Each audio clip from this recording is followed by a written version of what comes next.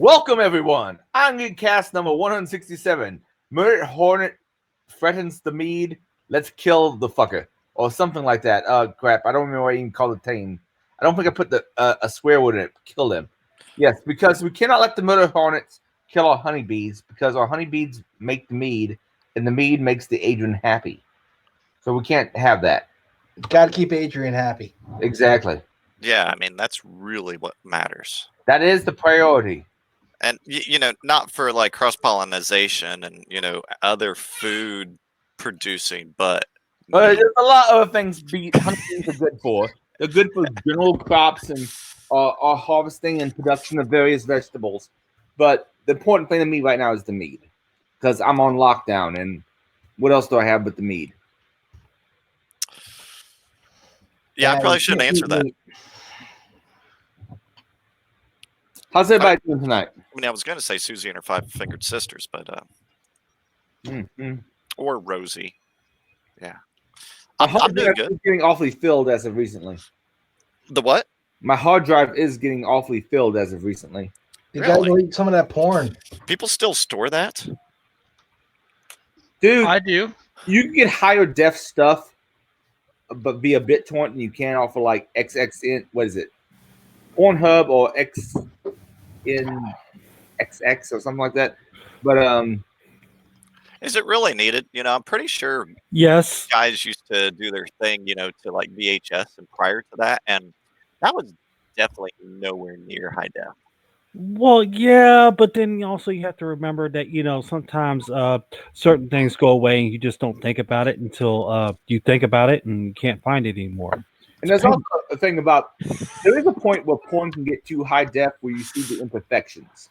So I think there is a limit. I think 720p is about the sweet spot for porn. Anything higher than that might cause other problems as far as being able to see every pimple on someone's ass cheeks. Yeah, I could see that. Like, I remember whenever the news stations started going to HD, because all of a sudden you had all these broadcasters, and you could see all the little wrinkles starting to come out, and all these imperfections that used to just makeup would cover up, but now you're starting to get HD, and yeah, it's starting to show through the makeup.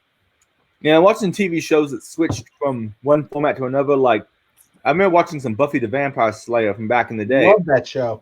Yeah, it's such a travesty what they did with that HD remaster. The first season they put a lot of work into it, and then the rest of it they just they fucked it up. Absolutely nothing. They did fuck off. I haven't seen the remaster. I've just been watching stuff on Netflix and shit. And I remember it started off by 4:3, and then they went to the 16:9, and the stuff I saw looked okay, but apparently I don't have the Blu-rays or anything. So I was also a big fan of the Angel series. I love Angel. Angel was awesome. I'm watching Angel right now. I wish they got another season because I wonder what all else happens. I know they continued the story in comic books thereafter, and I think they were actually even written by Joss Whedon. Who Joss Whedon as a person, I might have my personal problems with, but he is an excellent writer. Interesting. Yeah, I never watched Angel, but I think wasn't that the same guy who was in Bones? Yes. Yep. David Boreanaz. Yeah, because I used to watch Bones a lot, so I liked him in that show. I'm about 3 seasons behind on Bones because I used to watch every single one of them when they came out. Yeah. And what gets me about that series is they really changed the plot lines as time went by, because I think they said something like in one of the earlier episodes that she ended up staying with her grandmother, but then they said that she stayed up in the foster care.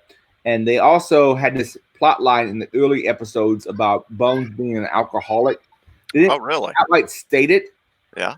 But it was pretty clear that she drank way too much and she had some other problems. And then they went more lighthearted and comical as time went by after the first season.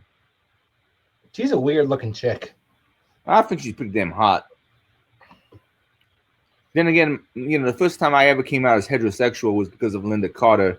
And she has a bit of that Linda Carter vibe as far as that, hot, tall brunette thing. Well, what do you think about her sister, little sister? The little sister's pretty cute too, Zooey Deschanel. Yeah, because she's, I don't know, how old's the older sister? Probably our age, like 40 range. Zoe Deschanel probably is about 40 range. No, it's not Zoe Deschanel. Yep. Who's the one that was in Bones? Zoe Deschanel is the younger sister, I think. Yeah. Yeah, she's the younger one. Emily Deschanel, is that? Oh, that the lady who was in Bones? sounds kind of right. Someone's gonna correct us in the comments. I'm gonna get a bunch of shit. By the way, if you ever put up a lockpicking video, there's plenty of jackasses who will make all sorts of fucking comments. Just say it's not a lock picking video. This is how to not pick a lock, and it would be You hear me accurate. think about picking a transparent lock. I got news for you. Some of those acrylic locks, it's hard to get the fucking pins to bind. On what brand? On some of the acrylic transparent locks. Really? You don't learn anything picking a transparent lock. You gotta learn by feel. Well, I mean, but too, that's how you kind of, at least for people picking some of their first locks, that's how you get to learn that feel. You know, That's how you understand the mechanics inside of it. Yeah, you start to understand how it works, but then you can actually see it and start associating the touch to it too. So, you know, because some people just are never going to be able to pick a lock unless they're able to see it at the same time. You know, because if you can never pick it, you're never going to understand what that touch, what that pressure is going to feel like. I'd probably still recommend mill away ones where you can see the pins because the extra brass has been milled away, so you can see everything. Mm-hmm. Because those at least have closer to the feel of an actual normal lock. Yeah, I do like those. Yeah, because I have one acrylic lock, I think, and that was kind of like my first one 10 or 12 years ago picking. But yeah, it got me at least having an understanding of what the feel was like, you know. And then I got a mill away or a couple mill aways, and I don't know, I probably picked 100 locks since then. But yeah, I definitely, for some people, not everybody, but I think some people need to be able to see that because I'm very visual. I'm definitely not, you know, touch feel first. If I can see it, I see how it's working, then I can work from that as my base. But it's good stuff. Does anybody else have anything to say about the week so far, or do we want to get into the show notes? So my week, I will hit some technical things. The printer came in that I told you guys about. Freaking amazing. It is super, super fast. Prints amazing. Like, even whenever it is not, you know, it's kind of in sleep mode, you send a printout to it. That printout will be printed within like 8 to 10 seconds. It can print like 48 pages or so per minute. I mean, screams. And then, yeah, unfortunately killed my Cisco 3048 TP last night doing a BIOS upgrade on it. I've had that happen. Yeah. Infuriating. Yeah, it is incredibly infuriating because they don't, you know, like on their most recent documentation, if like on say like their U10, they will have all the bugs listed out there, but they don't always update the bugs, you know, per previous releases. And I wasn't updating to their most recent release. I was updating to a previous release where they didn't go back and update anything in their documentation, like, oh, you got to hit this update prior to going to this update.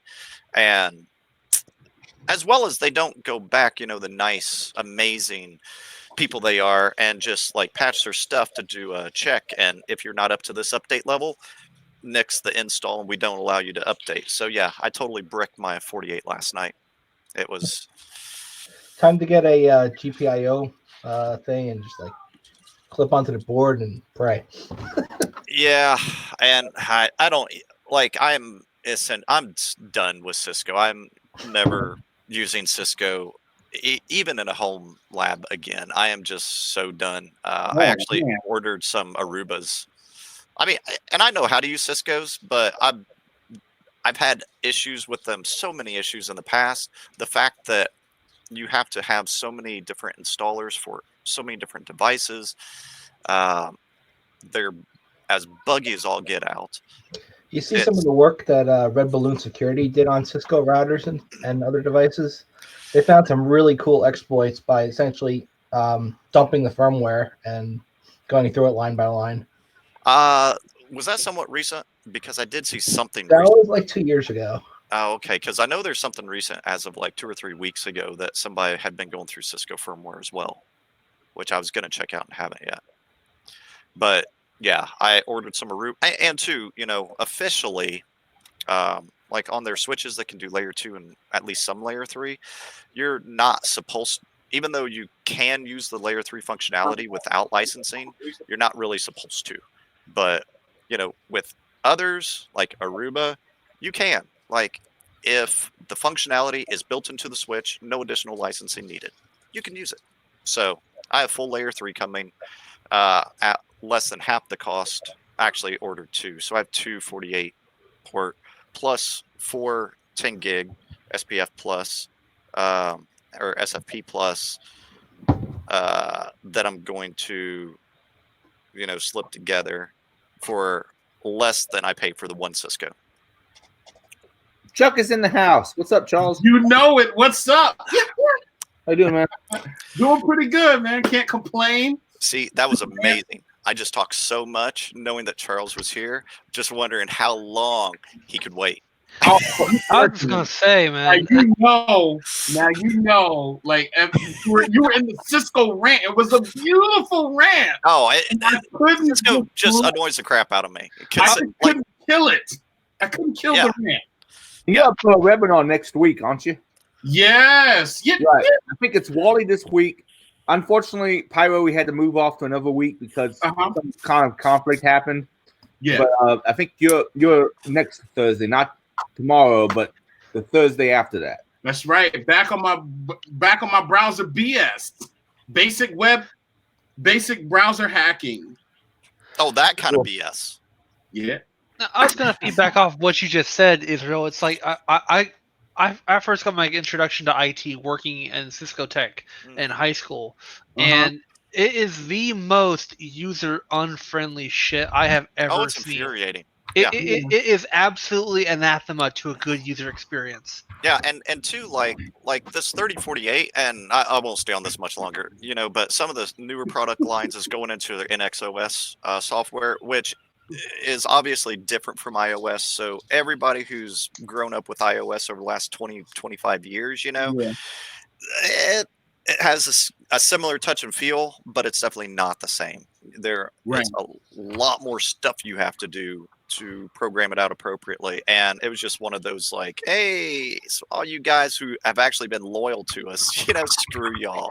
We're coming in here and throwing a wrench in your party. I think Juniper is getting a lot of headway because of that. Could be. Yeah. I have a question. What OS does Juniper use? I believe it's their own, isn't it? Juniper. What's it based off of? I'm gonna guess BSD. I would guess BSD. Yes. I mean, that makes sense. Because a lot of them.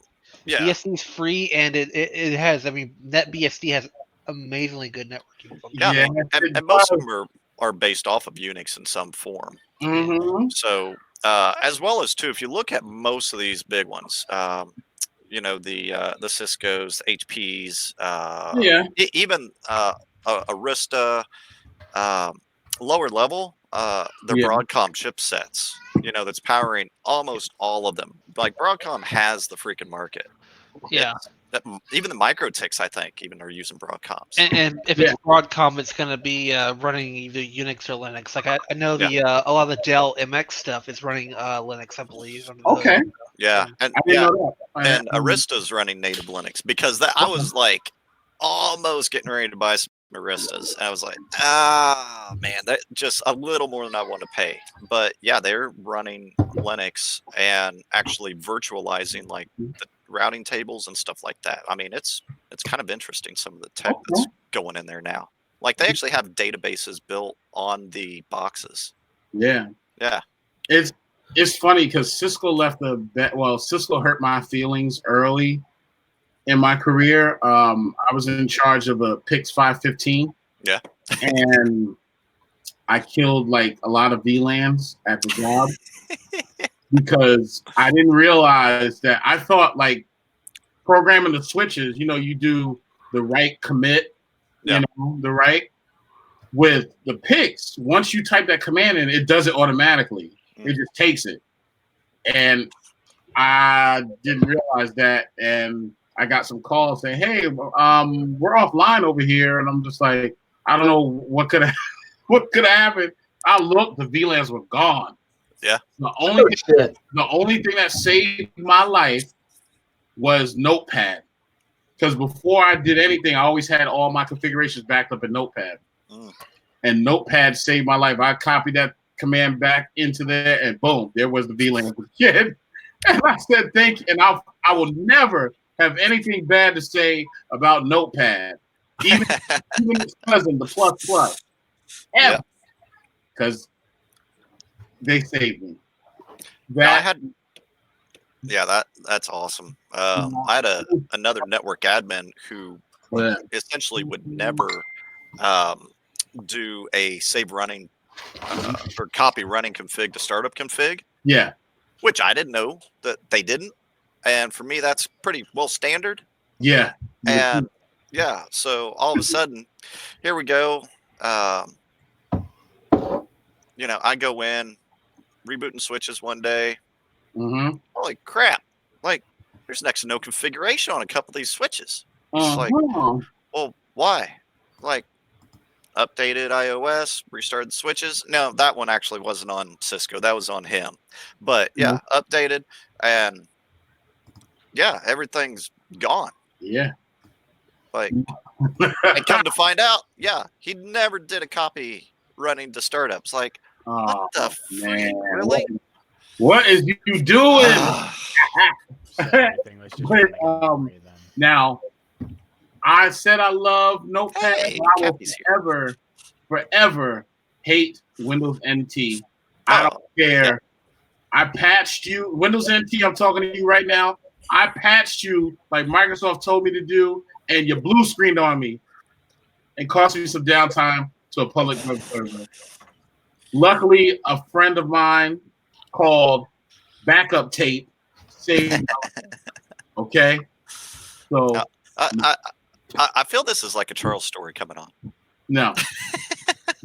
A friend called Backup Tape, who then got injected with code. Oh no, we started again. We started again. I feel into the DLL, and the DLL. You know what? I feel like I'm turning into like. And Sysmon just got terminated. I'm messing up my OSs. I'm turning into the InfoSec John Madden. So you see over here, when I put Python over here, and boom, when it comes back to me, it's an actual DLL. And boom. Oh, okay, Emerald. What you see is we have a process inside of a process within a process. Within a process. Within a machine. That is within a machine. You got your Docker boys over here, but they're running Ruby gems. Avoiding that. Yeah, you got the Docker boys over here, then you got your Ruby gems over here, and then you know what? They come together, boom! It's one big Python. Boom. That sound pretty snaky. Yes, it does. Little rust. Throw a little rust in there, and boom, you've got some good stuff. A C with a little sharp on it. Oh my gosh. And then at some point you just go F, and then there's a couple more pluses after that. Ooh, that's right. Pow. Oh my goodness. But yeah, I love having fun with the wordplay. Yeah. So how's everybody's Wednesday? It's not too bad. Good. Middle of the week, Mm-hmm. Can't complain. There you go. Bit frustrated from earlier in the week trying to deal with that program Sick Rage to get your TV shows to download them automatically through news groups and BitTorrent. Oh, you took it Couldn't back. get it working right. You took it back to news groups. I mean, news groups never died, but it's just like it's rare that you hear somebody talking about. It's underutilized, and we're obviously not saying that you should do that. But if you do that, you should always do that behind a VPN.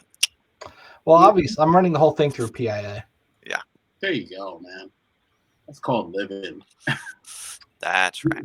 Dude, I was watching, and you're gonna laugh at this. And this, I don't know how. You know how you get on YouTube, you just get sucked into some old shows that you haven't seen in a while. And I just watched Think About Tractors. Dude, I was watching. I don't know why. I was watching A Current Affair. Nuh-uh. Yes, Yeah, that was like what 95. yes. That's fun. And I kept clicking on the next. I said, "Oh man, this is good." My wife looked and she said, "Why are you watching The Current Affair?" I'm like, "I don't know. It's just, I don't know. Fun. I don't know. Because Charles needs something more to do while he's at home. Something's going on." Yeah, A Current Affair. No, I was taking a break. I'm actually on a web app pen test this week, so I just had to Nice. take a break from all the fun stuff that we were finding. And yeah.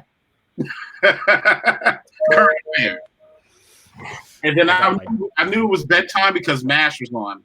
Oh yeah. Yeah, it was past my bedtime.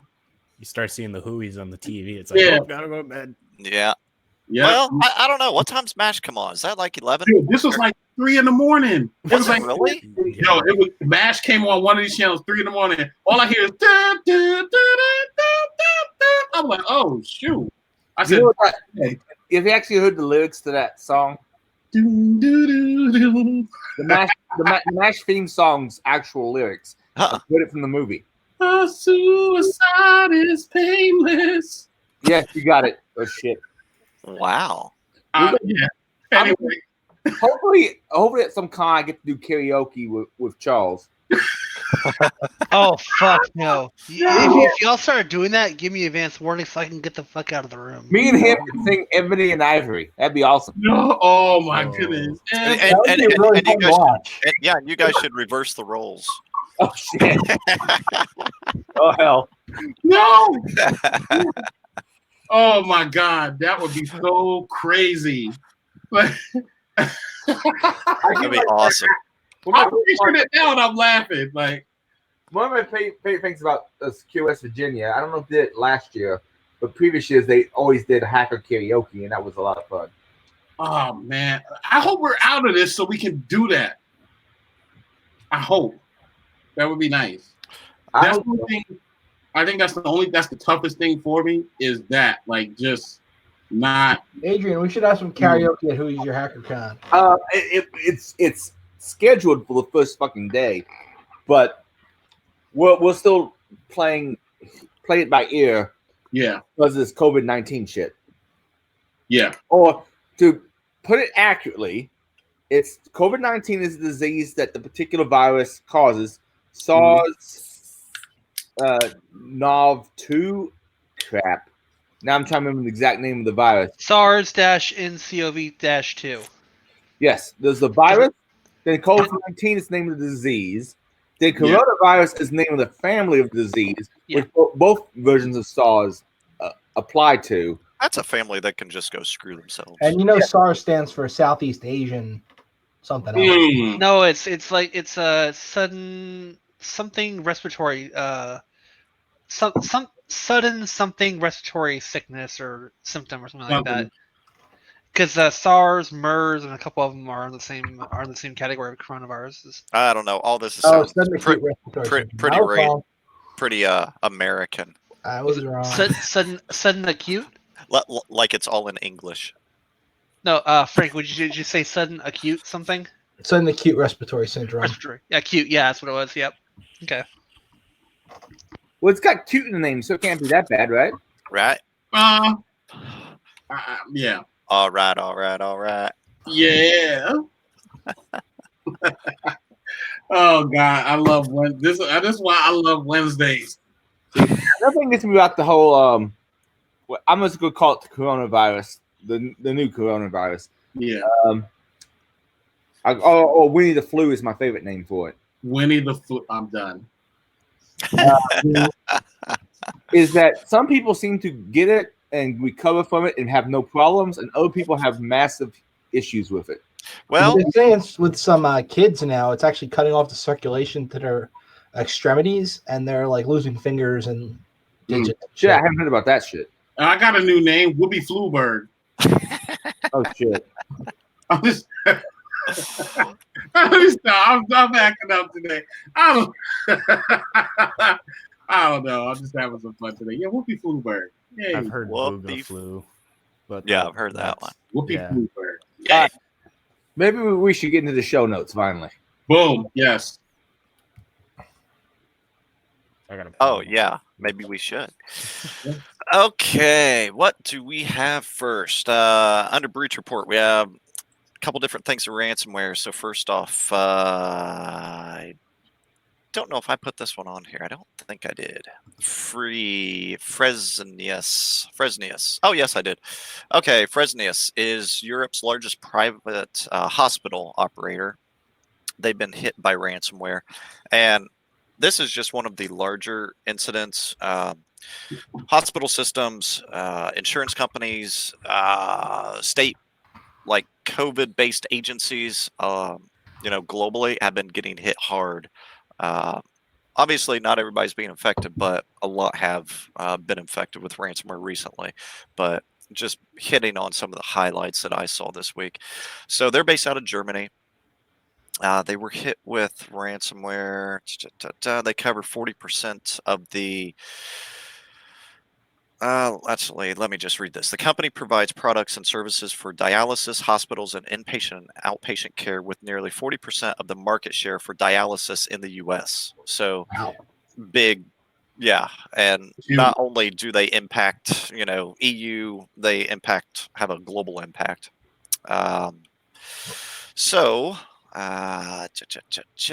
Tuesday said a relative working for, so Krebs on Tuesday, a reader who wanted to remain anonymous reached out to Krebs, said a relative working for Fresenius, their U.S. operations, reported that computers in his company building had been roped off and that a cyber attack had affected every part of the company's operation globally. So that sucks. They're saying the culprit is Snake ransomware, which I've never heard of that particular family.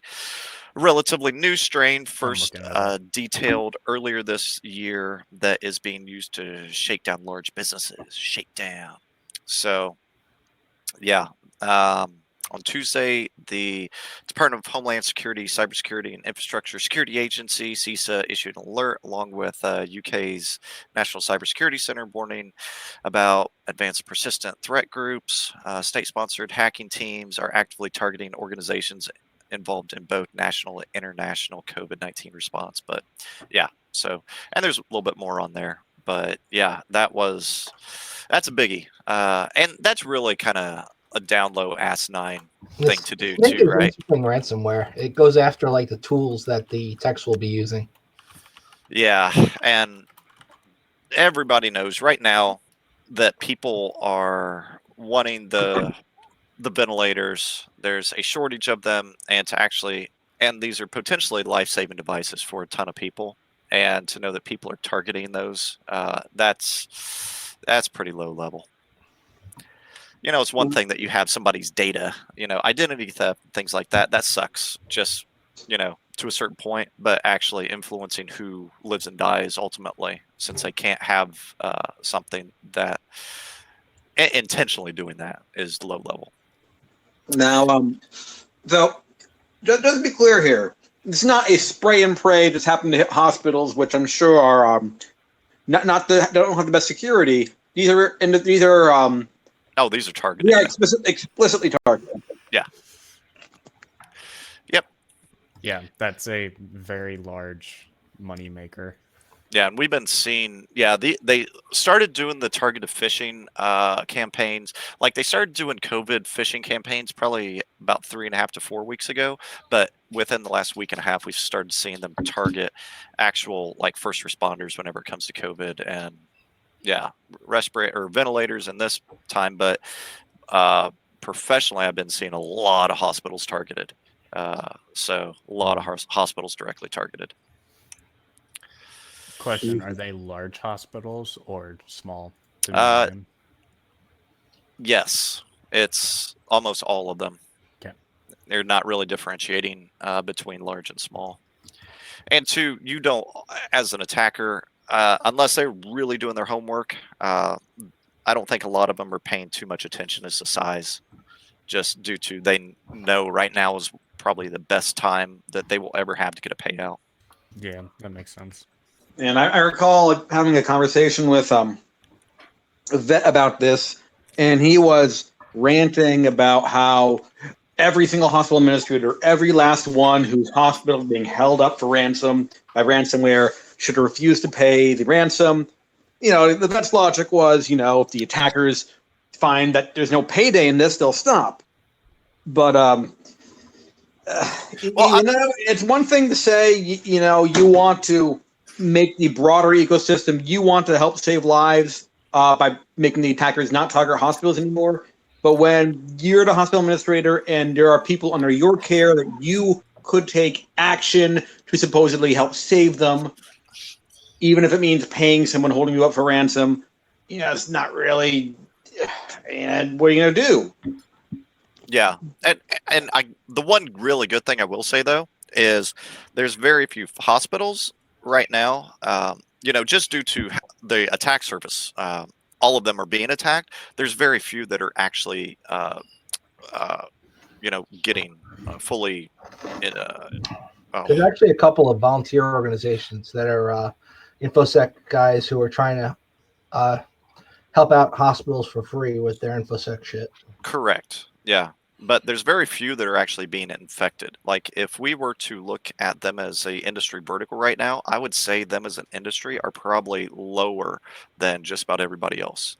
And I don't know if that is because of user training, better security precautions, and two, even though I'm not a compliance fan, HIPAA does take at least the base level of security past most other organizations, So whether it's HIPAA helping out in that, but we aren't seeing as many hospitals, actually being infected as what I would imagine or would have expected. The other thing on the topic of hospitals getting hit by this, a lot of the systems and tools are like administrative tools as well as some of the analysis tools like your labs and stuff like that. A lot of that stuff is fairly old in terms of technology, and if it gets hit with ransomware, even if you get that key back, it's not recoverable. It's pretty much garbaged out. Like database files like that, especially some of the older ones, they're pretty much dead in the water on that. So it becomes a what's the word I'm looking for? Recovery mode, like immediately. Yeah, just because I haven't seen it, I'm sure some has been out there. Just like kind of once the Windows land gets saturated from an easy, well, I won't say it'll ever be fully saturated, but think whenever attackers start trying to get ransom against like AS400s and mainframes. I mean, I think we would have a bigger problem if that were the target case at this point. Because government side manufacturing, there's a lot that still actively utilize them. So I could see it potentially happening in the future, but right now I would say mainframes are one of the safest places to have your data.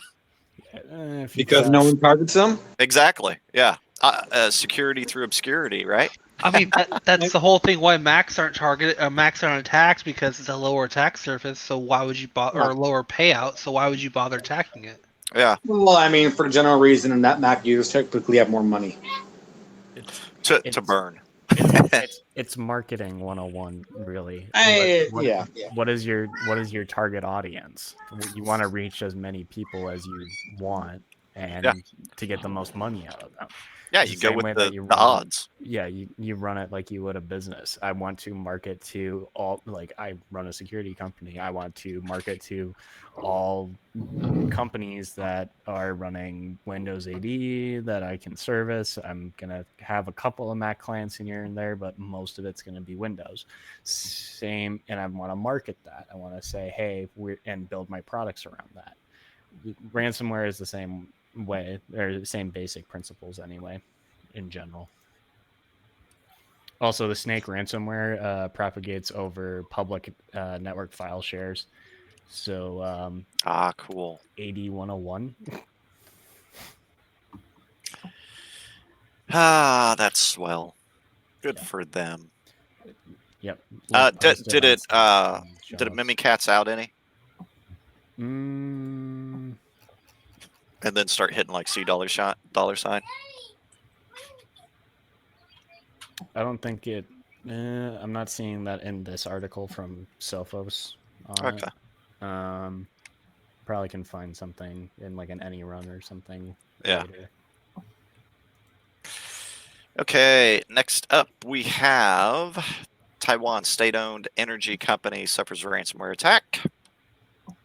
Probably not going to go too in-depth on most of these because there are quite a few tonight. So let's see. CPC represents a high-value target for malicious hackers. Taiwan is heavily reliant on imports for its energy needs, which makes them... Ooh, actually, I wonder then if they are importing... I'm curious as to which country is probably the #1 importer into Taiwan then. That would be interesting to see. 2 of the malicious files used in the attack are detected as ransomware and virus total, public, blah, blah, blah. Trend Micro... Man, they say a lot of crap that is pointless. Taiwanese authorities have yet to name a culprit in the attack. After its website was taken down for much of the day Tuesday, statement online pledging to introduce a more rigorous security detection system. The U.S. government has... what was that? Someone just got a really nice sale. Yeah, U.S. government has previously tried to bolster cybersecurity defenses of Taiwan, which China considers its territory, in November, unless it was Chinese government who did it. That's actually probably who it was. In November, the American Institute of Taiwan, de facto U.S. Embassy on the island, sponsored a drill that simulated attacks on Taiwanese public and private. Who was that? November, the American Institute in Taiwan, the de facto U.S. Embassy. Interesting. Apparently simulated attacks on Taiwanese public and private organizations. Huh. It was probably us. With it being Taiwan, at this point, if it was state-sponsored, I can almost guarantee it was China. They're trying to shut down everything. Trying to get a foothold into it. Well, we're already friendly with Taiwan.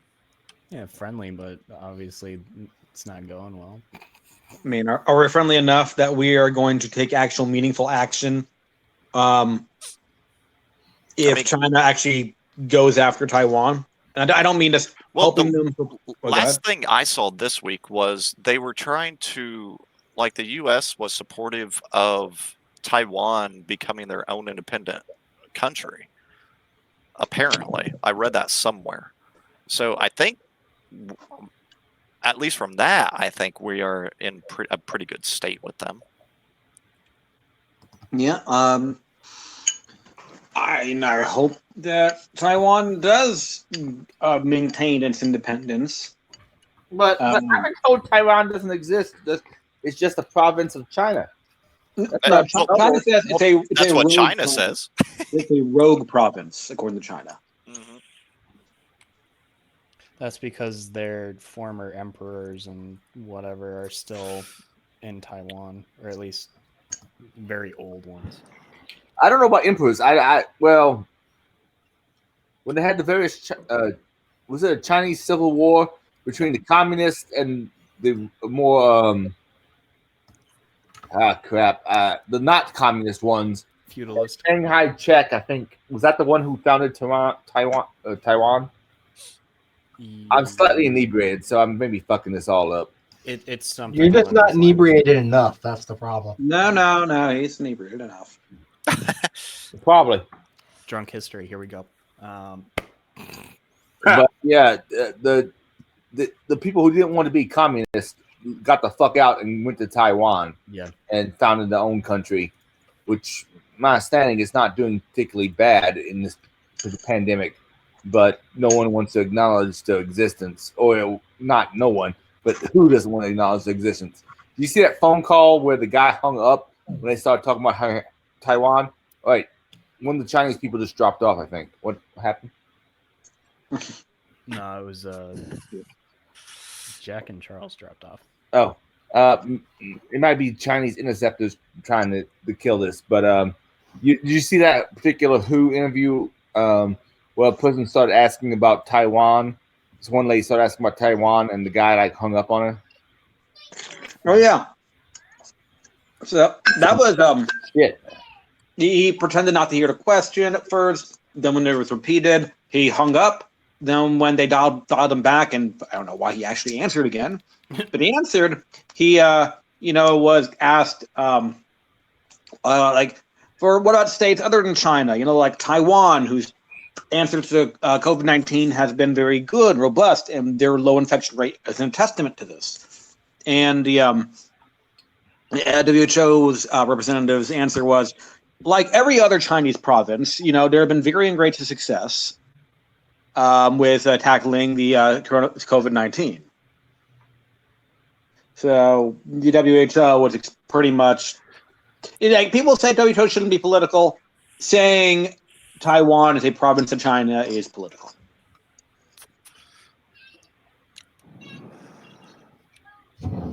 Free Taiwan!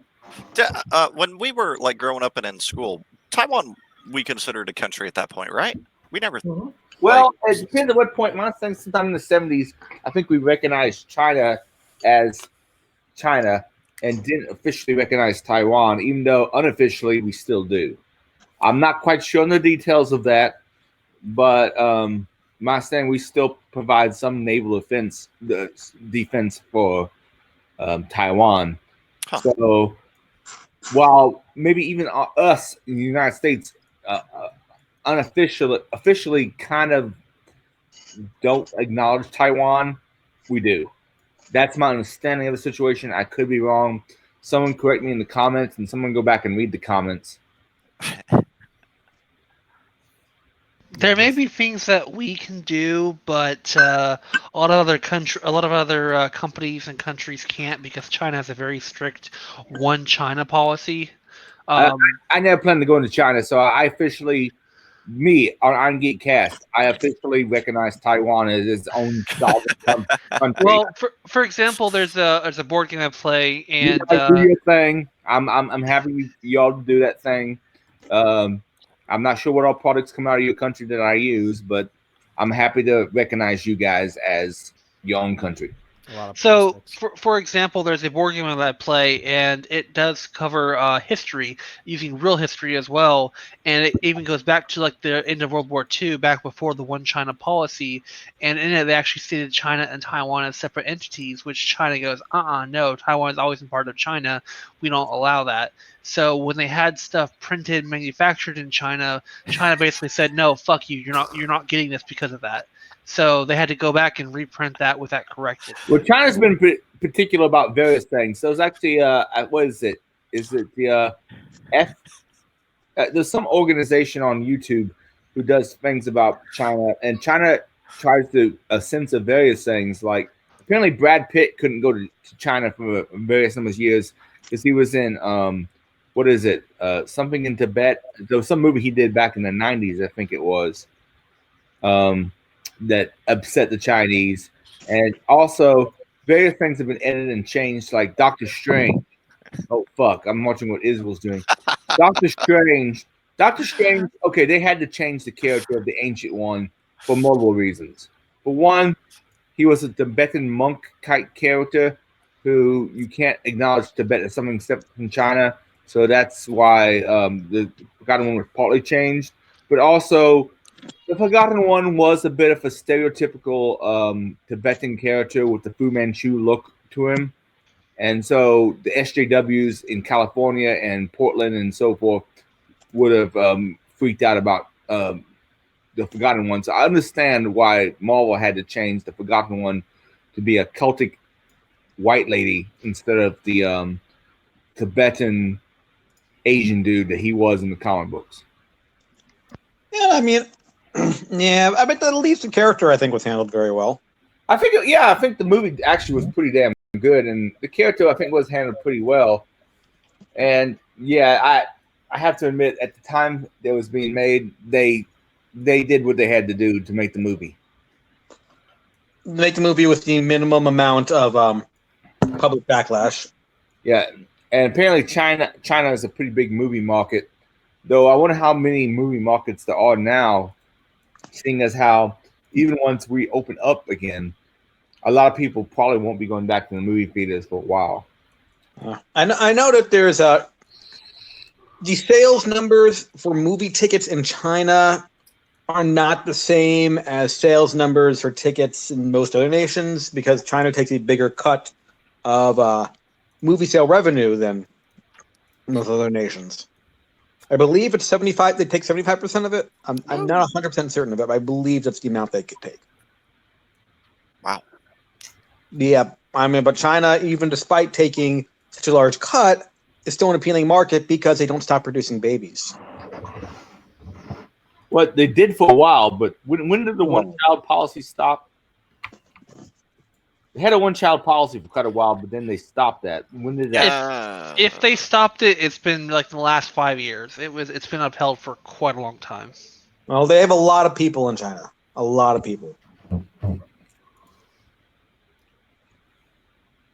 What's the count of China now? Like, how many billions? It's like 1.3 or 1.4 billion. It's either first or second in the world. Okay. China population. Barry Merritt told me what the movie I was talking about that got Brad Pitt in trouble. 7 years in Tibet. Apparently, I think they got him a ban from China for a while. For like 20 years, yeah. Nelson Mendez also said the same thing. Sorry, going back and reading the chat. Because I want all viewers to feel like they have input on the cast. Also, some of you guys actually have the link to the freaking cast if you want to join, so you could. But I still love you guys. Really, I do. I love you long time. I love you really long time. Sorry, continue. And Adrian thinks everybody has pretty mouse. Yes. Okay. I've never seen Barry or Nelson's mouth, but I'm assuming they're very pretty and well formed. There you go. The comment for that one. Next up, New York State government confirms a breach. Who has it? I got it. Hit it. I've been reading into this one, and you guys remember last year, around December, there was a vulnerability in the Citrix ADC that TrustedSec dropped the 0-day for right after another group released one. And they used that particular exploit to get into several New York State servers and switches and all sorts of network appliances. They had to hire CrowdStrike to come in and do a full assessment of what had been breached, and it wasn't good.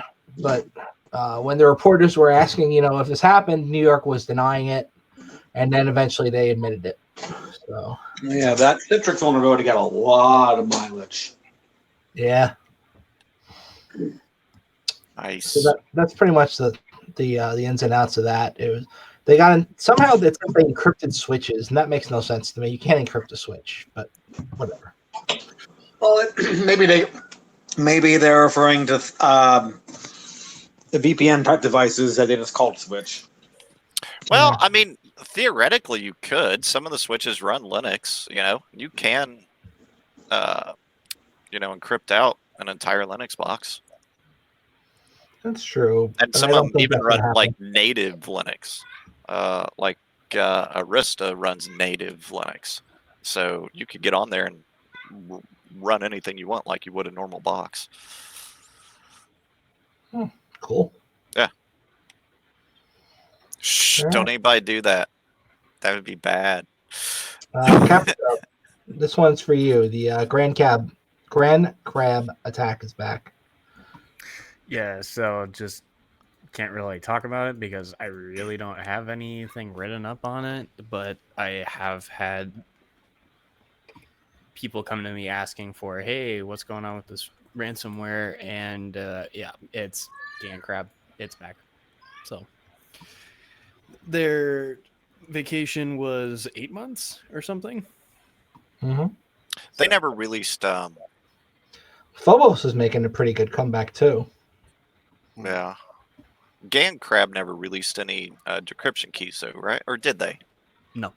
Yeah, I didn't think so. They did not, but an active attack that thankfully was caught and then subsequently stopped and then rebuilt by Said client. They Sad client.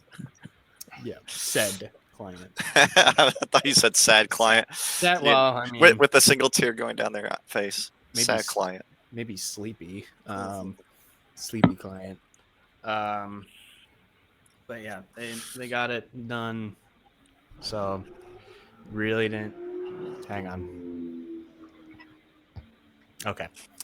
Yeah. Anyway, it's back. It's active. So watch out. Great. Can't wait. Okay, next up, Tokopedia. Data stolen for 91 million customers. So I had never heard of this. And there's a lot of things, you're in the US, you hear about such and such. We know about like Alibaba because it's massive, but there's just a lot of things we don't necessarily hear of. But like this Indonesian company has 91 million users, and it's apparently a massive e-commerce platform. But they were breached. Data in regard to their user base was stolen. 91 million records. Let's see. So the statement following a series of tweets from Under the Breach, a data breach monitoring service, including screenshots apparently from a vendor on a cybersecurity forum advertising 15 million usernames, email addresses, and hash passwords. The same account then marketed 91 million records for $5,000 on the dark web, which seems about right. $5,000, for email addresses and hash passes, according to another tweet from Under the Breach. So, yeah, it's unfortunate. The passes are SHA-2, SHA-2-384 hashes. Now they're trying to crack the passwords, would need to break the encryption protocol protecting them. So, yep. So, I mean, there's not, at least from what I can tell, a lot of useful information. But if they are able to crack them, that's a lot of data. Did it say if they were hashed or not? Yeah, they are hashed. Okay. Yeah. Are they salted? No, they didn't mention that they were salted. Okay, next up, Chegg suffers its third data breach since 2018. Deja vu. Yeah, that's just like so third data breach since 2018. The education tech giant, which last year acquired Thinkful for 80 million, said hackers stole 700 current and former employee records, including their names and social security numbers. They had more than 1,400 full-time employees at the start of the year. Enlisted. They brought in a forensic firm, didn't name what firm, and notified law enforcement. At least they did the right thing. It doesn't sound like they're up. I wonder, like some of these companies, if they've heard of like a bug bounty program. Because I don't feel that some of them have. Because I'm sure they're probably pretty heavily in the application space. And if they are not getting these application tested, they're just like sitting ducks. So in 2018, hackers made off with 40 million customer records. So now, not only have the hackers got the customer records, now they also have the employee data, forcing the company to reset user passes. Then almost exactly a year later, they had another data breach at Thinkful. Okay, so it's kind of separate, but still the same. So Chang had a data breach 2 years ago. Last year, it sounds like. Thinkful had a data breach, and then Chang acquired Thinkful, and now they together have been breached. That is sad. Next up, GoDaddy. Did you guys hear about the GoDaddy? I heard about it earlier today. I didn't really look too much into it, though. Yeah, so Couldn't find any of the supposed leaked credentials, so yeah, if Hackeread would ever come up here with all their extra crap on the screen.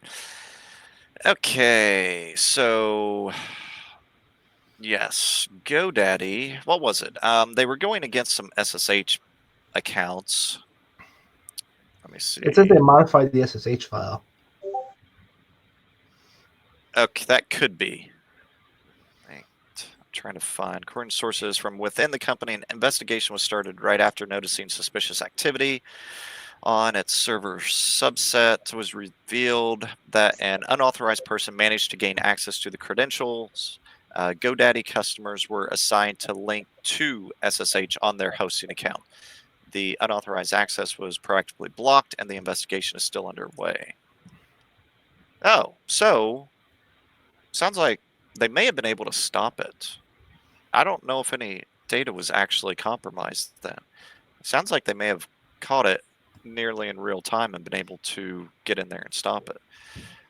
As per the company's notice, the hosting account login information has been reset to prevent any further unauthorized access. It is affirmed by GoDaddy that no files were added or modified on the compromised accounts. However, it suggested that customers conduct auditing of their hosting accounts. Interesting. Yeah, it's always a problem. So I got my start working in web hosting, and I used to work for one of the big web hosts out there. I Yeah. won't obviously name which one, but we had a former employee do some shady shit because we knew the architecture, and from various jump boxes we had root level login to a lot of things because we had to for support. And that's the problem, is if that's the point of compromise, if you've got passwords SSH authentication that you can get in as root, or even any user, but root's even worse, then you own that, and then you can get anywhere you want and have almost unmitigated access to the environment. Yeah, and that's an excellent segue to the next one. So a hacker bribed a Roblox insider to access user data. So, not only do you have the insider threat, like you in that circumstance, you had root-based access. If you want to go be asinine, you had full capability to do it. It's not too hard to build in unauthorized access if you have the credentials and access to perform that work. As well as if you already have access to something and somebody pays you enough money, how much money does it take you to, fall off the morality chart? And apparently somebody at Roblox fell off that chart. So the hacker was able to look up information on high-profile users, as well as reset passwords and take other actions on accounts. Let's see. What I would really like to know is what the dollar amount was. Or maybe it wasn't a dollar amount. Maybe it was some other type of a bribe. It's hard to say. Have you guys? It's an online video game, but are you familiar with Roblox? Since I don't play video games. Roblox. I'm familiar of it. Never played it. Okay, I've never even heard of it. Roblox of all things. I mean, there's other. I've heard of things like that happening, but it was normally for more valuable information than fucking Roblox. Yeah. Well, Roblox is a pretty big deal. Yeah, and there's a lot of people who pay for shit in there too, from what I understand. There's a lot of microtransaction stuff, so money you made there. No, I was talking about like nation state sort of things. Yeah, I'm just scanning through this. That's interesting. The game is especially popular with children.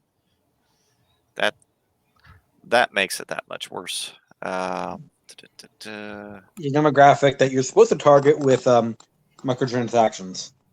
Yeah. Sarcastic. The hacker shared a cache of screenshots of the customer support panel containing their user data with motherboard.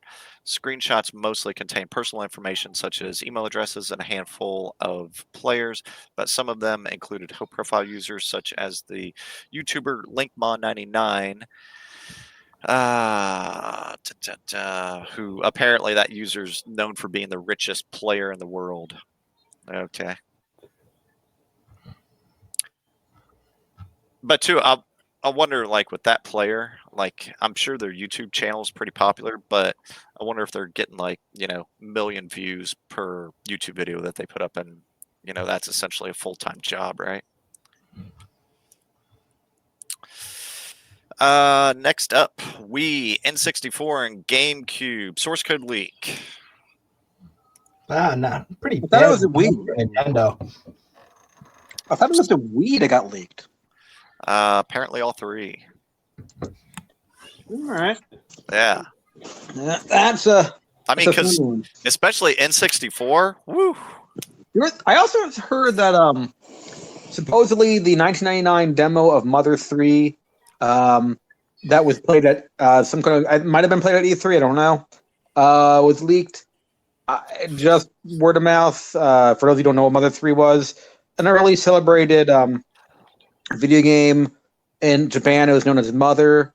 In America, it was known as Earthbound. It just had a massive cult following, even though the initial sales didn't do well. Yeah. And it just inspired a lot of people to become game devs. Interesting.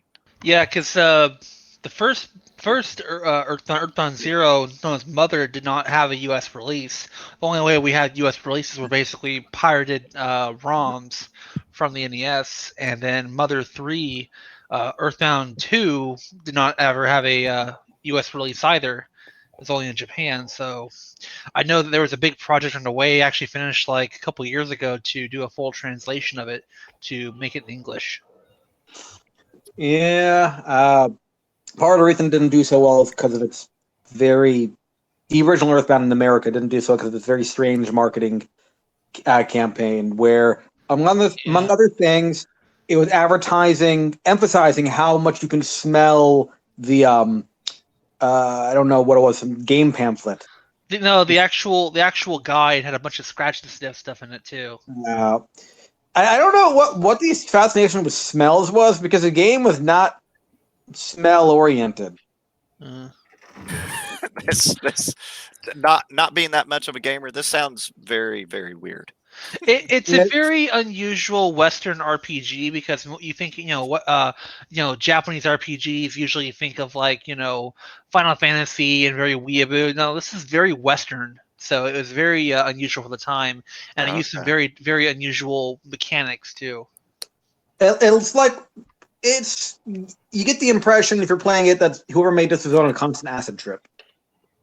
Maybe they were. Very possible. I mean, yeah. Well, not Far Side. Night Side is kind of like be on an acid trip. Yeah.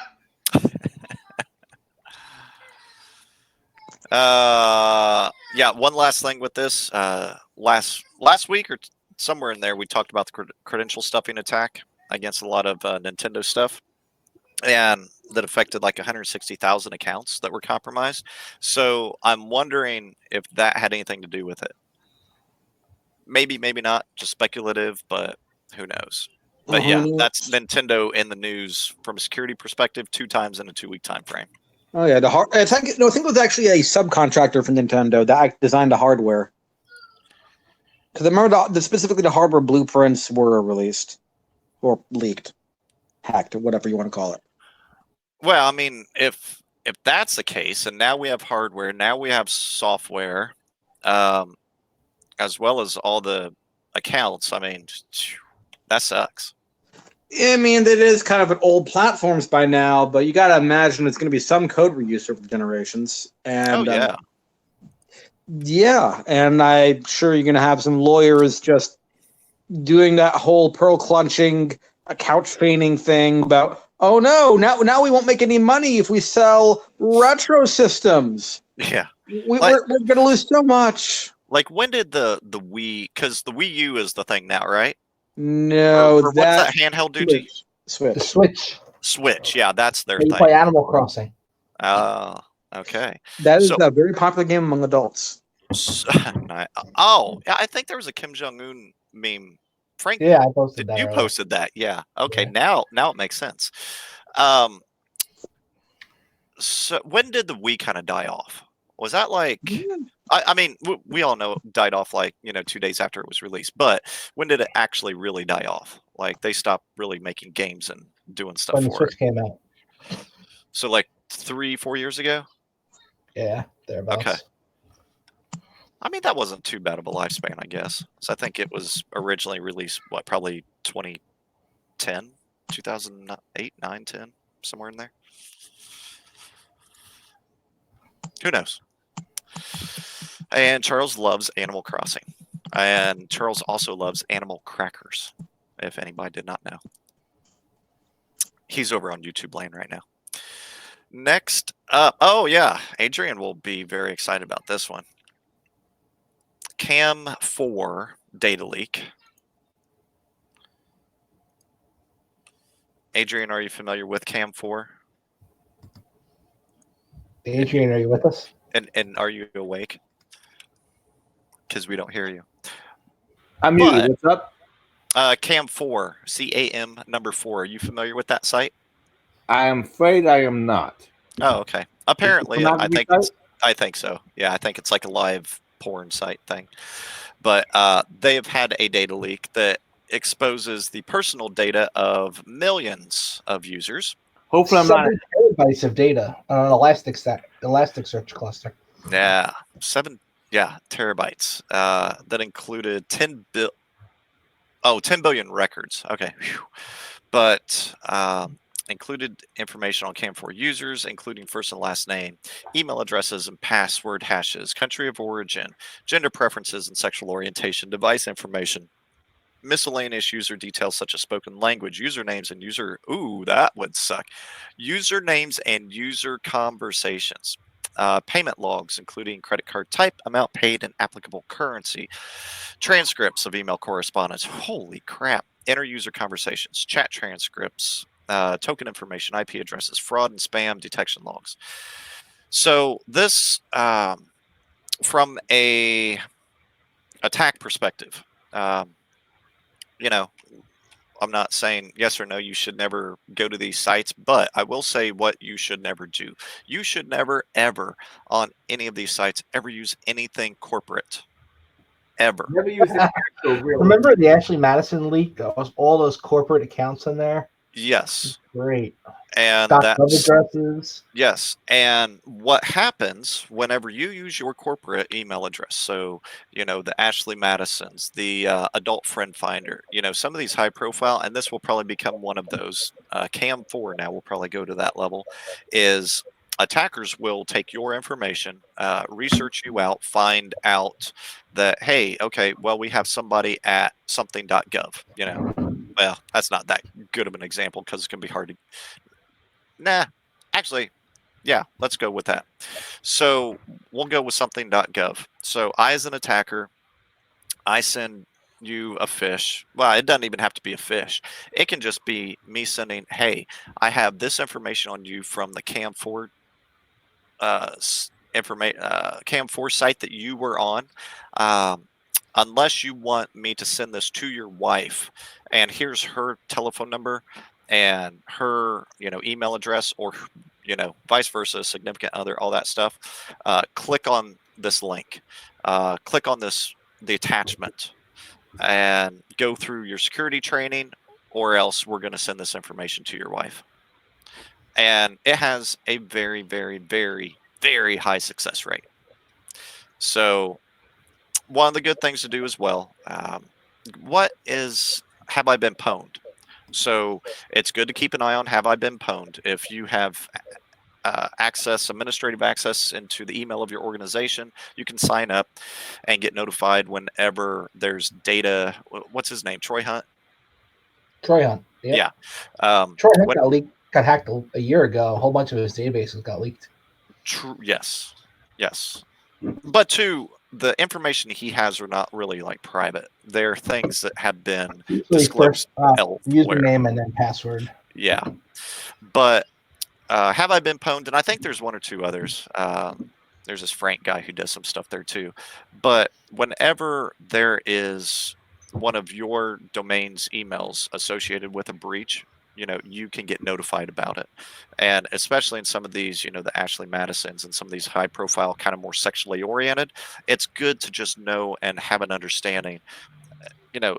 And I would definitely not say anything to HR, but for a security practitioner to know, you know, if somebody is going to be a heightened risk, you know, that, you know, maybe there's additional safeguards you can put around their email, you know, trying to look for specific keywords and try to intercept that before it even gets to them. But yeah, it definitely a high risk situation.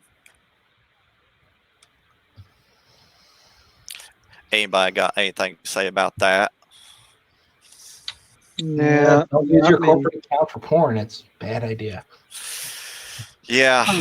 Wait, there so many people with military dresses signed up for the Ashley Madison stuff. I remember when that got leaked. Oh, there was a ton of military. Yeah. Oh my god! All around the world, all the There were a few White House addresses on there too. Oh yeah, I remember Weave before he got banned from Twitter. He was posting about, oh look, one of the prosecutors who went up against me was on Ashley Madison. What can I do with this information? And I remember that he decided to take out a bunch of Facebook ads targeting every single demographic this person was affiliated with a specific focus on family and also people who he went to school with, and highlights his Ashley Madison profile. True. Yeah, though if it did impact him, I don't think he let it get known publicly, because I did have a chance to briefly talk with someone from the DOJ in the guy's same unit, and he was not aware of such not aware that took place. He was banned from Twitter, but he's still on there. Oh, I have no doubt whatsoever. I remember, like, Weave was saying one of the worst possible things that could happen to him was if he was banned from Twitter, because he loved it that much. Yeah, he contacted me a while back. He's still around on Twitter. Yeah, I believe it. I'm surprised he's kept a relatively low profile, though. He always came off like one of the biggest fucking showboats out there. No, it did take me a few years to convince. It did take a few years to convince me he actually was an actual Nazi, and he wasn't just method acting. Yeah, I didn't believe it. I still don't know. I'm still not sure about that dude. That dude. It's. I figure if you're trolling, you're probably not going to move to another country and then make political appointee recommendations to the White House. You're not. Isn't he in Belgium or somewhere like that? I got no idea. Last I heard, he was just moving from place to place. Oh. I heard that years ago. He said at the time he was just focusing on being in places that did not have an MLAT with the United States. MLAT being the thing that allows someone to be extradited from one country to another. Yeah. Yeah. Was it Weave or Andrew Anglin who was giving political appointee recommendations to Trump in 2016? It was definitely at least one of the two. Oh shit! I think it was Andrew Anglin. My bad. Wrong, Andrew. No, Anglin was the I forgot the guy. I think it was the guy who ran the Daily Stormer. Apparently, he was. Oppenheimer was the one who. What? Oppenheimer, I think is how you say his name. Yeah, his first name Andrew though. Weave.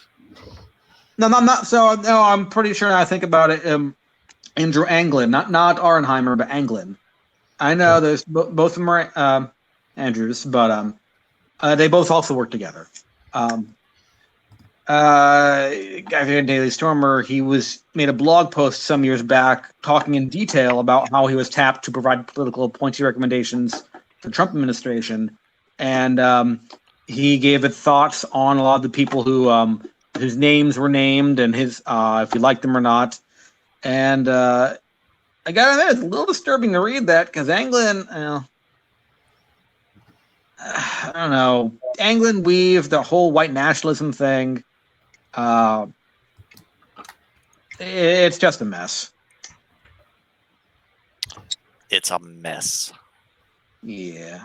Sorry for that. That was a weird rabbit hole. Anyway, go on. No, I mean, it was interesting. Okay, next up, vulnerable stuff. I know they're breaches, but also a vulnerability. So, So days after cybersecurity researchers sounded the alarm over 2 critical vulnerabilities in the Salt Stack configuration framework, hacking campaign has already begun exploiting flaws to breach servers of Lineage, OS, Ghost, and DigiCert. There's a couple CVEs associated with it. The issues were fixed by Salt Stack in a release published on April 29th, but they're also saying we expect that any competent hacker will be able to create 100% reliable exploits for these issues in under 24 hours. So it sounds like it's not very difficult to compromise. And they seem to expect that all hackers are really good at exploit dev. Not necessarily the case. Well, they said competent hacker. Hey. Essentially, they're saying not a script kiddie. But where did I see that? There are currently, I think I saw in here. Oh, yeah. So with F-Secure's alert revealing more than 6,000 Salt vulnerable servers can currently be exploited via this vulnerability. So it is out there, and left unpatched will forever be out there. Next up, Shitrix. I want to say that like Sean Connery. Shitrix. Share file storage zone controller is vulnerable. And pen testers, I know, are trying to get their hands on the actual vulnerable versions. If anybody knows where they can get the actual .0 as opposed to the patch .1s, which you can get off their site, but if anybody has a copy of the .0, let me know, because I do have friends looking for it. But essentially, all their share file storage zone controller builds, are vulnerable. So outside of the .1s that have been patched. So there are CVEs associated with it. They have been patched, but as usual with Shitrix, patches usually aren't rolled on a very frequent basis. Next up, weekly bulletin. As always, a lot of stuff out there. Keep an eye on it. Patch your things, especially the critical and high severity ones, out of band, or at least that's my preference. And then for the lower criticality, do those just in your regular monthly patch cycles. If you don't have a regular monthly patch cycle, get a regular monthly patch cycle, because you're just going to be so screwed if not. And to business, companies need to be able to endure a certain amount of downtime. And if they can't endure downtime, give you the dollars to be able to have redundancy so that you can take systems offline while production-based services still stay online. So that's all I have to say about that. Okay, next up, Samsung Android. Who's got this one? I do. Just give me 1 sec. I didn't realize we were up to that yet. Yeah, I talked really quickly there. All right. So I tossed this one in. This is based on a forum post on Google's Project Zero. Yeah. And it says Samsung Android, there's multiple interactionless RCEs and other remote access issues in QImage image codec built into Skia. Now, I don't know what Skia is, and I'm not going to pretend like I know a lot about Android exploits. But from what I see, Skia helps Android phone load images and process bitmaps. And there's an exploit in there that allows for remote code execution. So by default, this thing will open up bitmaps, PNGs, JPEGs, GIFs, WebPs, and RAW. And when it renders these pictures, it could exploit code somehow. Now, I'm not really sure how it exploits the code. It's not really too clear from this article about how it does it, although it really goes into detail about it, but I don't understand that stuff. So that's what I got.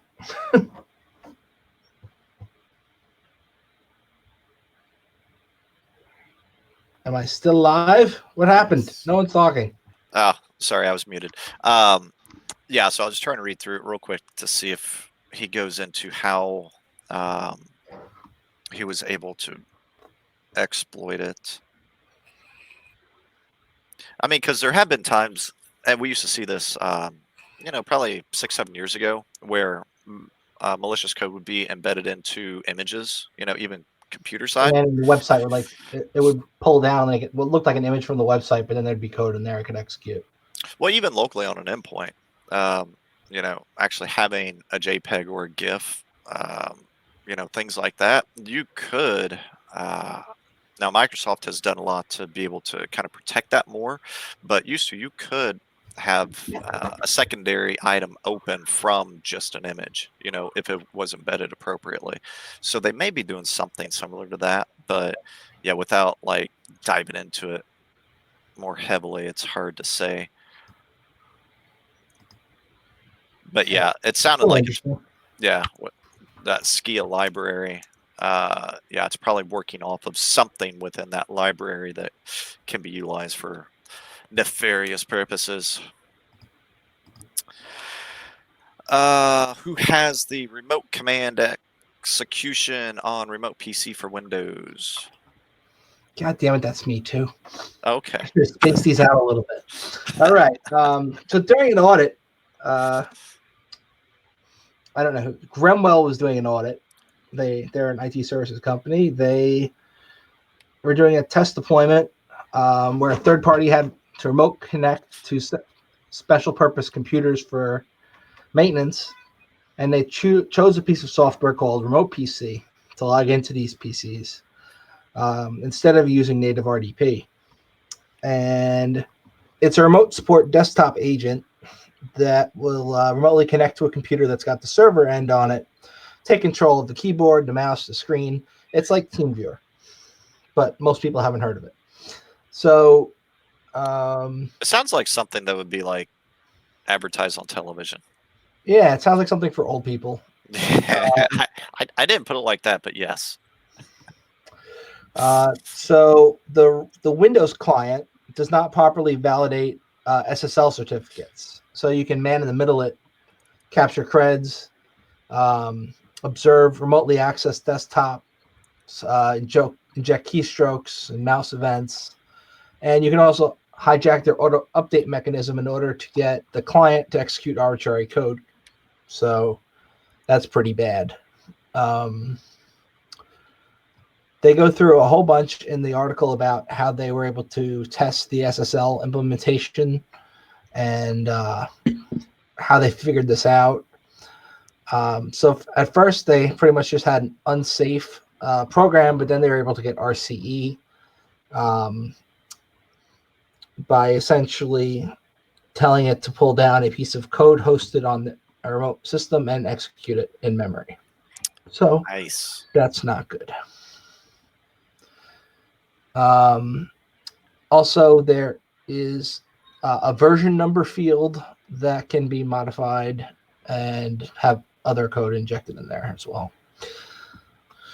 Going through this, and you can snoop on remote desktop sessions as well. Cool. Yeah. So it says that they recommend you don't use this program or update to the latest version if you have it. So I guess they probably notified the manufacturer and let them know about this. Well, I mean, it's got like 4 out of 5 dots with PCMag.com. I mean, who doesn't go with that then? Oh boy. Anyway. Oh, and at the bottom it says, we also recommend you do not trust any release notes published by Remote PC. Nice. Wait, what? Hey, welcome back. Did you have a good nap? All right. So next, we've got a GIF account takeover vulnerability in Microsoft Teams. Yes. So Microsoft Teams, when you start a session, you get an authentication token that's good for that session, which is usually, if you have two-factor enabled, about 24 hours, give or take. So they figured out a way where you can send somebody a GIF and steal their session token, and then use that token in your own copy of Teams to then be that person and send the tainted GIF out to a whole bunch of other people who then you can then steal their session tokens. And what they don't mention here is with Teams, it's often tied to the SharePoint instance. So if you're able to get on as somebody else in Teams, you can also access all the files they've uploaded to other people and a whole bunch of other shit they have in their SharePoint folder. So that could be pretty bad. Oh yeah, all that crap is so intermingled. It sucks anytime that there's a password update for I think it's considered live. You have SharePoint, you have like your Word and Excel, like on your system, your Outlook, your phone, you got to update your stuff in 10 different places. And if you have multi-factor turned on, you got to multi-factor every freaking one of them too. So we have to go through a convoluted way of logging into Teams every day, because the regular way, if you go to log in, when it displays the window for to put your login credentials for your third party, like Jump Cloud or whatever, it renders that in an old version of Internet Explorer that's embedded into the program. And Teams does not support that version of Internet Explorer. So it will not take the authentication. You have to go into Windows settings itself and then add your computer as a work computer to the domain, and then you can go ahead and log in. And when you log into Teams, it'll be up.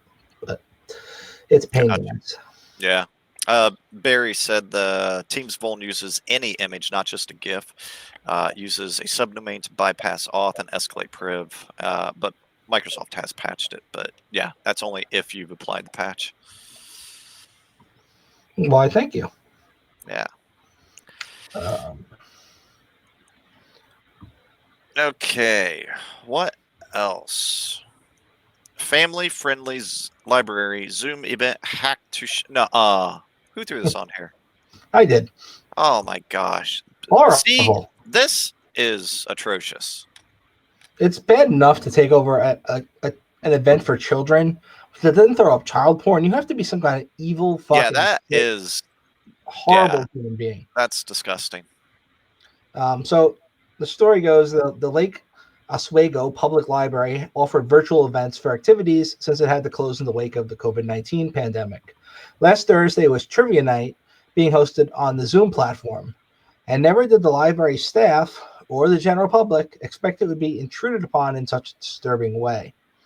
The family-friendly trivia event was Zoom bombed, the word referring to when somebody who has intruded or hacked onto a video conference with April 30th with child pornography. I don't even have the words. It's just awful, horrifying. The fact that folks would be violated in this way, Library Director Melissa Kelly said, "I'm just so sorry that this happened."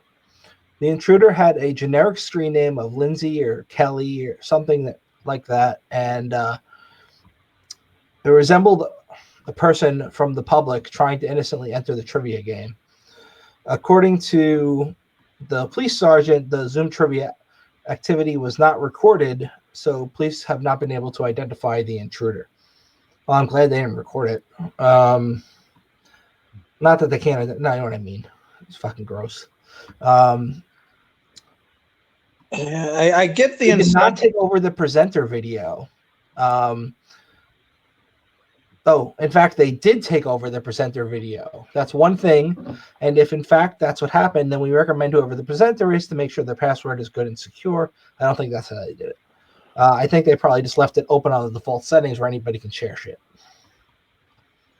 So, I get the desire to Zoom bomb. I've definitely, been a part. I've never participated in that stuff, but I definitely viewed a lot of that stuff in the past. But never like this. It's that's not funny. Why the fuck? Like, child porn is not fucking funny.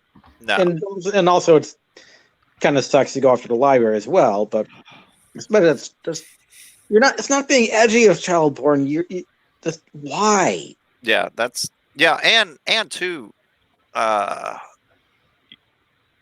the story said, they were displaying their screen, so it was 100% on their computer, right? And if the authorities were, and I really hope they are able to figure out who it is, because screw them, but I guarantee that's not going to be the only thing on that system. That's disgusting. Those type of people just save whatever they come across. Probably have a whole folder dedicated to that stuff. Crap. It's generally how I see that kind of people operate, but it's because they tend to go on forums. Just why fucking child porn? Oh God. Yeah, I mean, because if somebody throws regular porn, yeah, I'm not cool. Like that's not. I'm not Be a good normal with that, but it's not like it's child porn, right? Be a normal fucking troll and put pictures of Chris Hansen in a cheese pizza up there. Yeah. I mean, you can do stupid stuff that's not like or incredibly offensive, but that's like not only incredibly offensive, but also 100% illegal, essentially everywhere. Well, outside of maybe like Thailand, but It might be okay in Alabama. no, that's brother and sister stuff. Roll Tide. Go with the flow. But yeah, that's disgusting. Yeah. Okay. And that's What the else? note we get to go out on. Yeah. Let's. Do we have anything else to discuss? Because we haven't really hit. I can bring up something random. Sure. What you got? Well, before I joined the call, I just finished listening to an hour-long briefing. I'm not sure the right word, but hour-long Q&A session by a group called Tech Congress, a group that's run by the New America Foundation, which the people at Tech Congress claimed is purely no commercial money, purely a nonprofit NGO funded by public interest organizations, but my understanding, the New America Foundation is funded by Google. Anyways, they currently have a whole thing where you sign up, you apply to, if you're a technologist, if you have a decent in your technical field, sound like particularly software engineering, or cybersecurity, and wanted to work with congresspersons or congressional committees and the like, trying to help solve technical challenges and build networks. They wanted people to apply, and it's a little bit weird in that they talked about their core values. They emphasized, first and foremost, they are nonpartisan, that they work with the far left and the far right. They don't take any policy positions. They Or Switzerland. You're right. It's and Google, then though. they're See what they did to Demore. It's not And- going to be accepting of anything even slightly right. well, that goes over to my next thing. Their next big core value, diversity and inclusion, is a core DNA in everything they do. So, like, the reason I'm really highlighting this, I am not. While I definitely have taken a stance against SJWs, I generally don't have a problem with bringing in people from different demographics into tech. Well, yeah. It was more so, how in the world can you emphasize you work with the far right, don't take policy positions, and then say your core value is diversity and inclusion? That is fundamentally incompatible with the far right. That is just really weird to me. Aside from that, they have like applications open up until Sunday, apparently, where they're going to pick like 3 to 5 people to work with Congress. Hopefully, at some point, move to DC for an 8-month stint. To among other things, modernize their technology.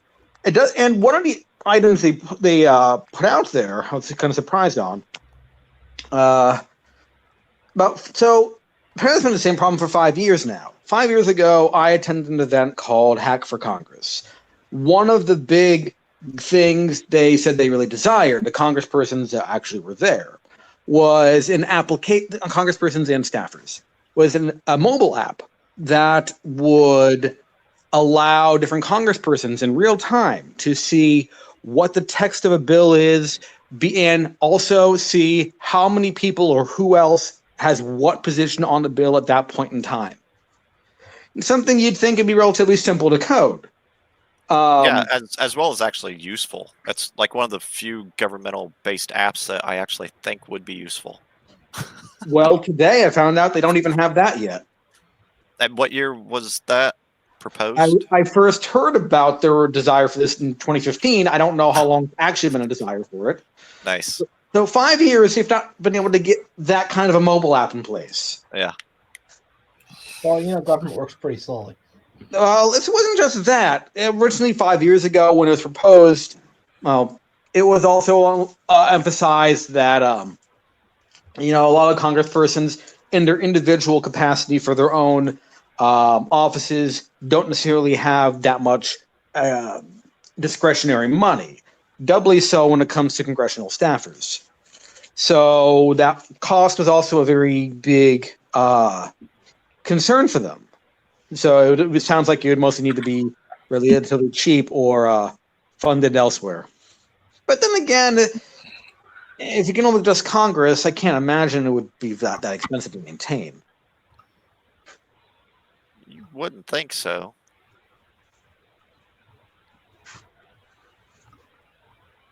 So, yeah, and then one of the other things they mentioned, apparently about several weeks until coronavirus pandemic, fast forwarding to modern day,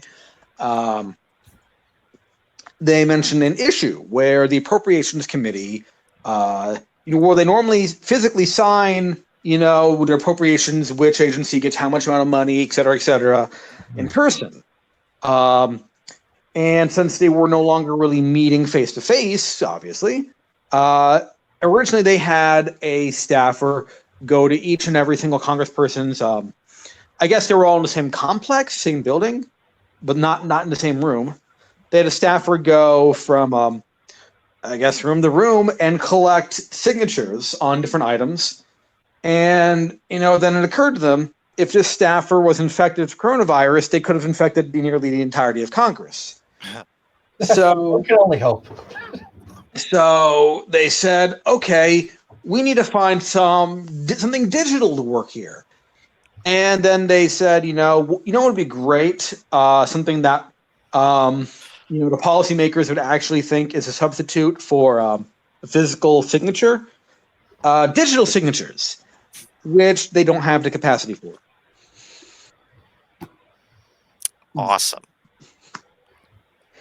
And so appropriations, billions upon billions upon billions of dollars not moving because Congress doesn't have the capacity to make digital signatures on documents. What's the DigiSign? What's the big one? DocuSign. DocuSign. Yeah. I wonder if they're FedRAMP. Yeah. So this is just, yeah. Congress does have there are legitimate issues for people with DocuSign is FedRAMP authorized since mid 2017. But it probably has to do with monies. Like nobody, they want to do their thing. It's one thing for them to spend money elsewhere. It's another thing to say they need money in order to spend money, if it makes sense. Yeah. So it's clear that Congress has a lot of issues that, the rest of the technology world would think are pretty trivial or just long since solved problems. And so they apparently do need people who have, decent kind of technical experience, the ability to translate from text speak to non-text speak. Well, that sounds like seems to me like a staffing issue. From what I heard 5 years ago, the congressional staffers are paid jack shit. I was quoted numbers less than $50,000 a year in DC area, which is poverty level, which is close to poverty level. Really? I'm sure some staffers are paid more, but So that's the like numbers- 25 bucks an hour, and that's poverty in the DC area. I mean, I get it's expensive, but still, like, maybe I'm exaggerating. It's way a bit, but expensive it was in the DC area. maybe I'm exaggerating a bit, but it was definitely less than 50K from what I was quoted. I think it was around 30K. I could be a little bit off there, but oh, okay. not by I much. mean, because like, there is a big difference between like 30K and 50K, so I could see that one. Right.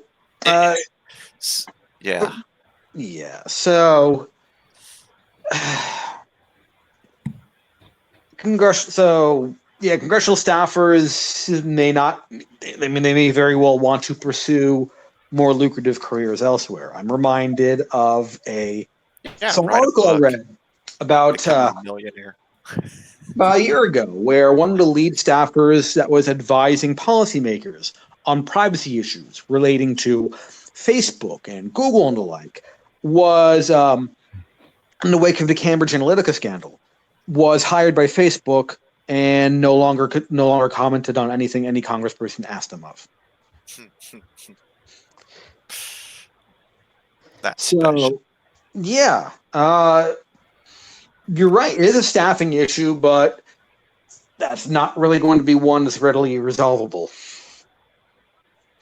An NDA is a powerful thing. As long as it's adhered to.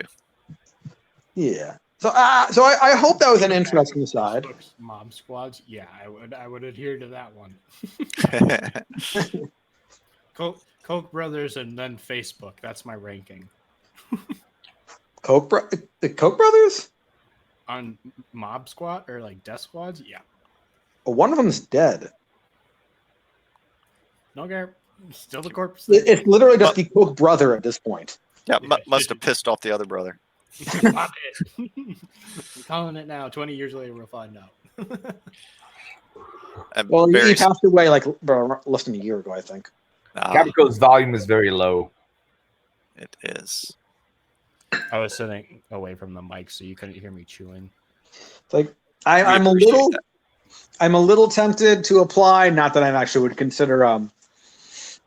Not that I'm actually seriously considering going into that, because one of their desired, most desired qualifications is someone who worked on similar type of programs, such as a Defense Digital Service or F6, or was it F16 or F18? I think it's F16.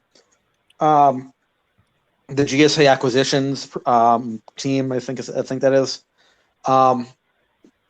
Later, guys. I'm going to cut out. See ya. Later. They essentially wanted people who have prior government experience to apply for them primarily, but that seemed like more like their wish list than anything they could really count on. Gotcha. They said the reason being, we want people who know people. and that's where they always run into their little problems. Yeah.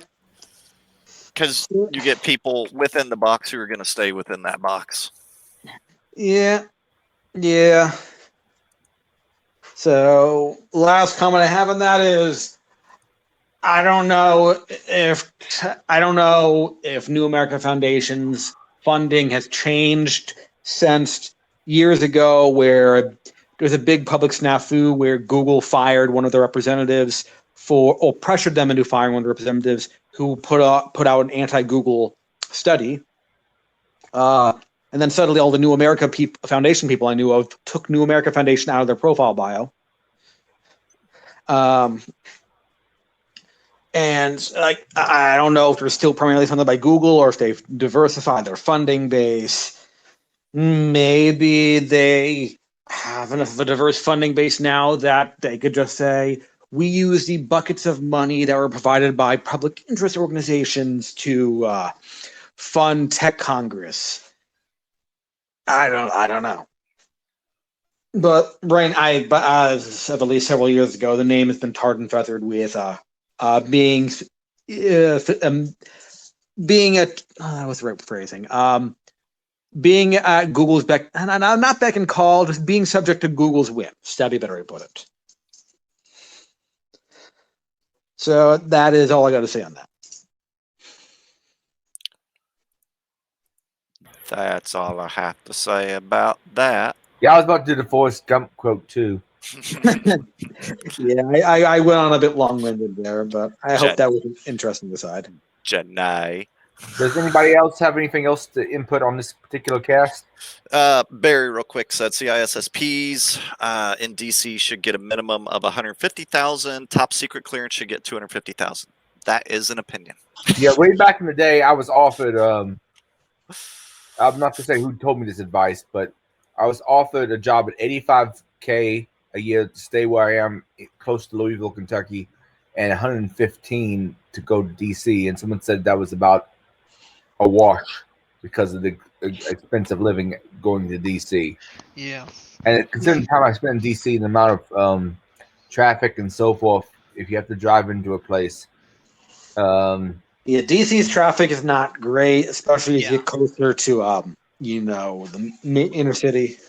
Especially in the winter, it gets really bad there too. Because you're probably gonna live, in Virginia or West Virginia or something like that. You're not gonna live inside the city proper, so you're gonna be commuting for at least 45 minutes a day each way, if not more. Yeah, fuck and that. The winter, it's gonna be close to 3 to 4 hours. Currently my commuting, I've been at work from home for quite a while, luckily, and I still need to take my car in to get the battery whatever's wrong with the battery or the alternator system fixed. And I've just been waiting for like over a month for that. I have a little jump start system that I can get my car going if I need to go to the grocery. Oh, and a follow-up from one of our discussions earlier. What was it called? Roblox? I mean, Roblox. Roblox. I can confirm that is available publicly now. So, yep, that has been leaked. Interesting. Well, if we don't have anything else major to add, I'm going ahead and stop the stream and hopefully see everybody next Wednesday. Cool. Yep, just go watch the network. And yeah, that's it. Good night, y'all. Good night.